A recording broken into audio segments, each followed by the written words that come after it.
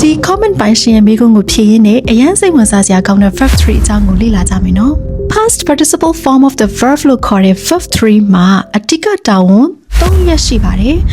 number 1 to make the perfect tenses present perfect past perfect future perfect စသည်ဖြင့် perfect tenses တွေဖြစ်လာဖို့အတွက် verb 3ကိုမဖြစ်မနေလိုအပ်ပါတယ် verb 3ဟာသူဟာသူတစ်လုံးနဲ့ဘယ်တော့မှမရပ်တည်နိုင်ပါဘူးသူဟာ verb to be or verb to have စတဲ့ helping verb တွေအကူအညီရှိမှသာရပ်တည်နိုင်တဲ့ verb မျိုးဖြစ်ပါတယ်ဥပမာ break broke broken ဆိုတဲ့ verb မှာ I broken လို့ဘယ်တော့မှသုံးလို့မရပါဘူး I have broken I will have broken စသည်ဖြင့် verb to be or verb to have စတဲ့ helping verb တွေအကူအညီပါမှသာလျှင် verb 3ကိုသုံးလို့ရတာဖြစ်ပါတယ်ဥပမာ I have broken a chopstick ကျွန်တော်တူကိုချိုးလိုက်မိပြီ present perfect tense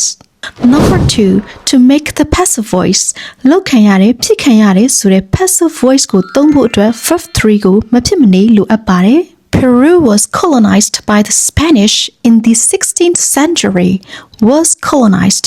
passive voice ဖြစ်ပါတယ် Number 3 as an adjective verb 3ကို adjective အနေနဲ့သုံးလို့ရပါတယ်ဥပမာ the broken window the abandoned house verb 3ကိုပဲ adjective အနေနဲ့သုံးလို့ရတာမဟုတ်ပါဘူး verb ing ကိုလည်း adjective အနေနဲ့သုံးလို့ရပါတယ်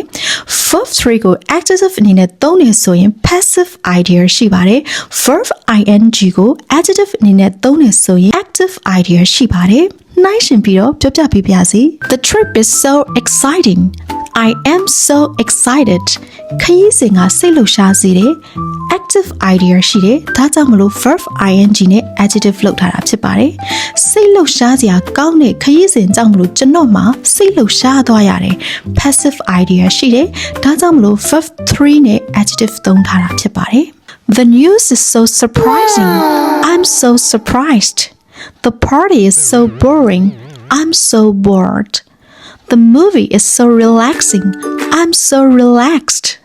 အနည်းချုပ်ပြောရမယ်ဆိုရင် verb 3ကို perfect tenses တွေဖြစ်လာဖို့သုံးတယ် passive voice နဲ့ရေးသားပြောဆိုဖို့သုံးတယ် adjective အနေနဲ့သုံးတယ်တကယ်မှတ်မိသွားအောင်ကိုယ်ပိုင်ဝါကျလေးနဲ့စမ်းသုံးကြည့်နော် See you next time bye bye